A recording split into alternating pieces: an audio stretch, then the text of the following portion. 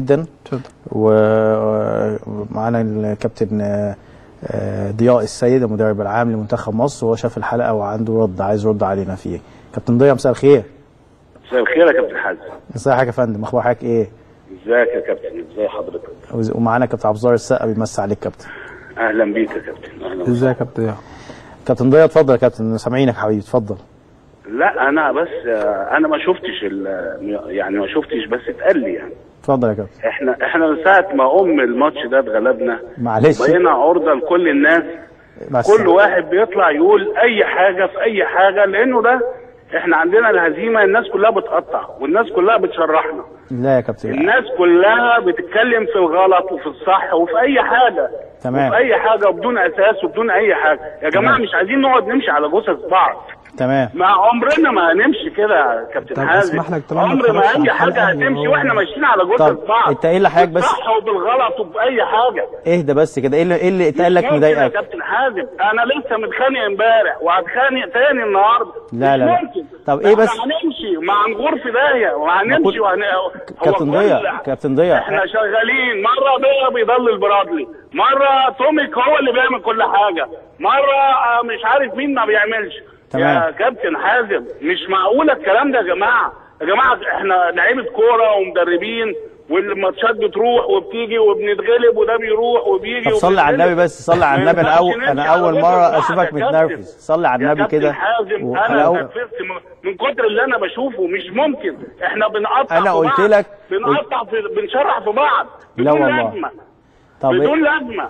انا بشتغل مدرب عام وشايف شغلي وبعمل كل حاجه. توميك بيشوف شغله. لما جه الكابتن عبد الظاهر ما جاليش، راح لزكي وجايب حاجات، بيعرض خدمات مع واحد صاحبه على ماتش غانا، قاعد مع الراجل. تمام. وبعديها قال لزكي انا خايف الكابتن ده يكون زعل. قال له لا، ده هي دماغه كبيره. مش معنى كده ان انا ماليش لازمه. كل حاجه انا عارفها. لا على فكره يا كابتن انت ما شفتش الحلقه. مش معقوله كده يا جماعه. اهدى بس، مش معقوله نقعد نشرح في بعض. طب اهدى بس، اهدى يا كابتن. محدش شرح فيك والله ولا في حاجه ولا... الراجل اتكلم كلام. احنا اتغلبنا وخلاص، واتغلبنا قلنا اتنقلنا واحنا مسؤولين عن اللي حصل، ومسؤولين ونمشي ونغور في داهيه خالص من ام البلد دي. لا ولا تغور ولا حاجه. اهدى بس يا كابتن ضياء، انا عمري ما شفتك متنرفز. انت راجل دماغك كبيره ودايما على فكره. وانا قلت لك يا كابتن ضياء في حلقه قبل ما تسافر، قلت لك لو خسرت انت عارف ان الناس هتنقد كتير، وده حاجه كتير احنا متقبلين. وانا قلت لك ده طبيعي ونتيجه الماتش. طب صلي على النبي بس، صلي على النبي واهدى بس، صلي على النبي واهدى. انها تعمل كل حاجه. مش معقوله كده يا جماعه. طب صلي على النبي بس، صلي على النبي واهدى شويه. طب اسمع عبد الظاهر بس يا كابتن. اتفضل يا عبد الظاهر. كابتن ضياء لو حضرتك اللي قال لك، حضرتك انت ارجع اتكلم في شوف الحلقه وشوف احنا قلنا ايه. تمام. الحمد لله رب العالمين. حتى يا كابتن عبد الظاهر انت لعيب دولي كبير وليك لا يا كابتن ضياء بس انت لازم حضرتك تعرف برضو. احنا بندوس على بعض يا كابتن. يا كابتن ضياء شغالين. طب خلص هي وخلص اللي بعديه خالص تماما، وخلص حسن وخلص. طب وبعدين احنا هنتكلم هنشيل بعض ولا مش هنشيل؟ طب انا عايز اقول لك حاجه يا كابتن ضياء، معلش بالمره برضه حضرتك قول لي رايك فيها. اللي اتقالت النهارده احنا قلناها عن اليوم السابع ان حصل قبل الماتش. يا كابتن كل لا عايزين نفهمه بس يا حازم. واحنا بيقول لك ابو تريكه طلع. ايوه قريتها انت دي؟ قريتها يا كلام يا كابتن. يا كابتن حازم توابع الهزيمه. حضرتك لعيب كبير وشفت لما بيبقى في فرقه مغلوبه في ماتش حاجه غير متوقعه وبنتيجه، بتشوف الكلام اللي يقول لك ذكر لعيب ورفض ذكر اسمه. ايوه صح، انت قريتها يعني. ماشي يا كابتن. الكلام ده كلام توابع الهزيمه. والله انا بقول لك احنا كده مش هنقوم في اي وقت. لا ان شاء الله. وفي المكسب حققوا وعملوا. انا ما بتكلمش علينا، احنا هنغور في داهيه. احنا رايحين ماشيين في 60 داهيه.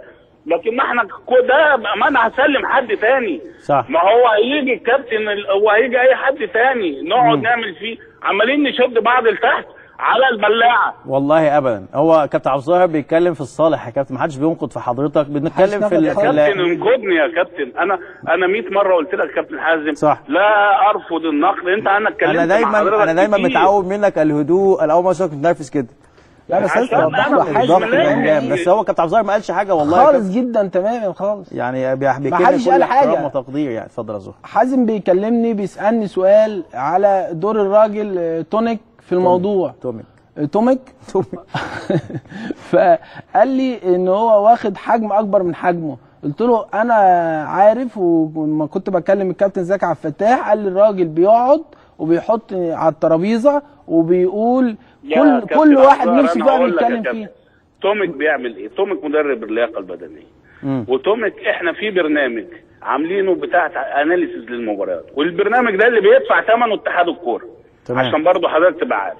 بيجي وبيتومك بيقطع في البرنامج وبيقطع في البتاع، واحنا بنقعد نحلل في اللي بيحصل واللي بيشوف. هو ده اللي لكن الحاجات دي بتتقال بغرض كسر رجل ضياء السيد، كسر رجل ضياء السيد، كله كسر رجل ضياء السيد. ليه بس يا كابتن ضياء السيد؟ عايز اقول لحضرتك حاجه ضياء السيد ماليش دور، الفرقه اتغلبت. لا هو ده بالعكس، ده الناس كلها بتقول الجهاز المعاون مش عارف ايه، كابتن ضياء ما قالش للراجل. يعني دايما بيقولوا ان الجهاز المعاون هو اللي سبب ومش عارف ايه، يعني دايما بيقولوا صح. ما انا مش ملاحق، انا بضلل الراجل ولا انا ماليش دور؟ ما انا مش عارف يعني انا بضلله ولا ماليش دور.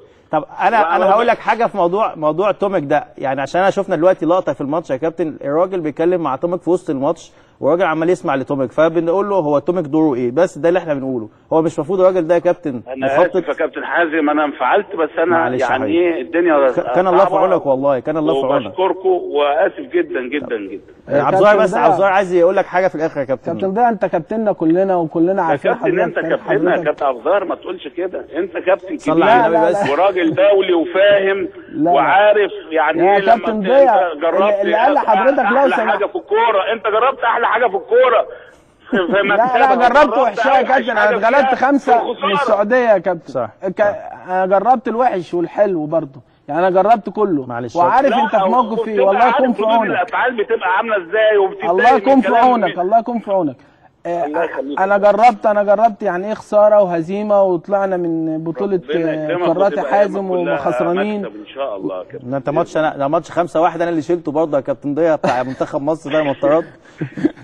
ما انا قصدي ان العمليه مش هتقف. بس هو يا كابتن ضياء احنا عايزين، انا لسه كنت بقول احنا بنفرق بين النقد والتقطيع. احنا بنتكلم على طب هو ليه لعب كده؟ ما كان خد معاه مثلا سيرد باك زياده عشان لو نجيب وحش يبقى عنده بديل.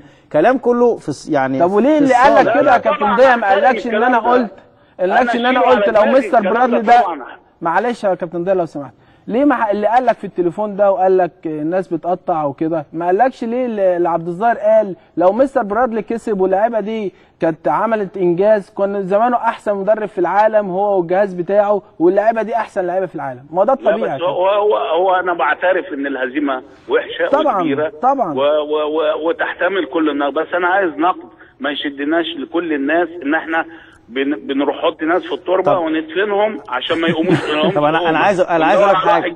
انا عايز اقول لك حاجه دلوقتي. كابتن ضياء دوره مهم وهو اللي ضلل الراجل، ولا كابتن ضياء دوره مش مهم وهو اللي مش عارف ايه؟ انا ما اعرفش. انا بقيت ارد على الناحيتين. ماشي يا كابتن مصر، بالتوفيق. انا اسف جدا. لا يا كابتن.